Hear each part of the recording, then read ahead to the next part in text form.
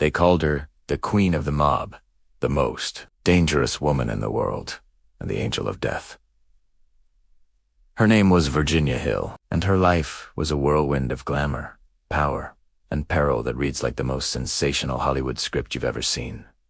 But this was all too real. Born in the rural poverty of Alabama in 1916, Virginia was a fighter from the start. She was smart, ambitious, and possessed a fiery spirit that couldn't be contained by her small-town life. At just 17, she packed her bags and headed for Chicago with a dream: to make something of herself, no matter the cost. Chicago in the 1930s was the undisputed kingdom of the mob. It was a city run by gangsters, where money talked and violence roared. Virginia, with her stunning looks and sharp wit, quickly found her way into this world. She started as a waitress, but she wasn't just serving drinks. She was observing, learning, and networking. She caught the eye of Joseph Epstein, a powerful associate of the infamous Al Capone. Epstein was captivated by her intelligence and charisma, taking her under his wing and teaching her the ins and outs of the Chicago outfit's financial operations. Virginia was a natural.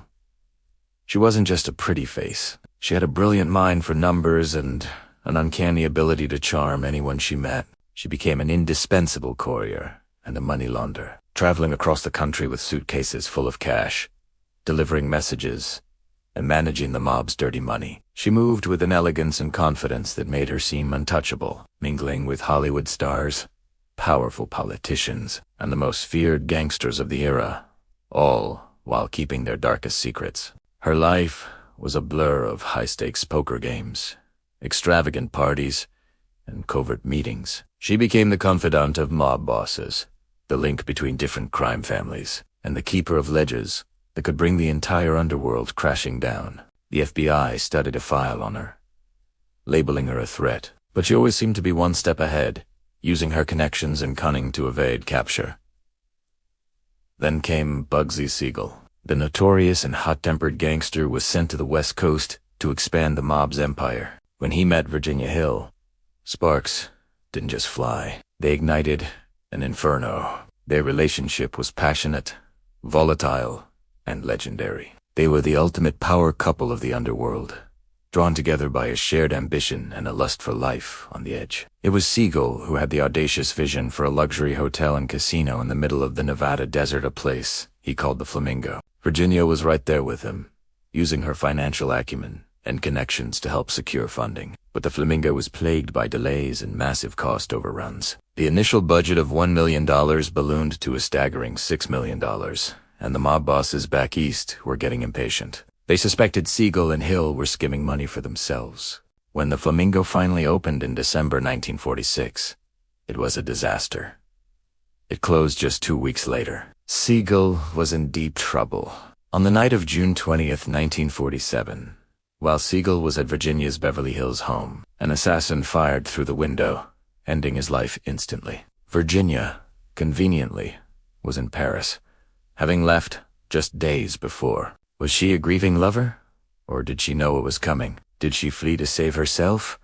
Or was she involved in the plot? The questions have swirled for decades, adding another layer of mystery to her legend. Her testimony to the Kefauver Committee in 1951, a major investigation into organized crime, was a masterclass in deflection and defiance. She charmed, flirted, and feigned ignorance, revealing nothing and frustrating the senators who grilled her. But the golden age was over. The mob was under intense scrutiny, and Virginia's extravagant lifestyle, funded by years of illicit earnings, finally caught up with her. Facing massive tax evasion charges from the IRS, she fled the United States for Europe, seeking refuge from the world she had once so masterfully navigated. Her final years were a stark contrast to the opulence she once knew. Living in exile, she was reportedly haunted by paranoia and the ghosts of her past. In 1966, Virginia Hill was found dead in a snowy field near Salzburg, Austria.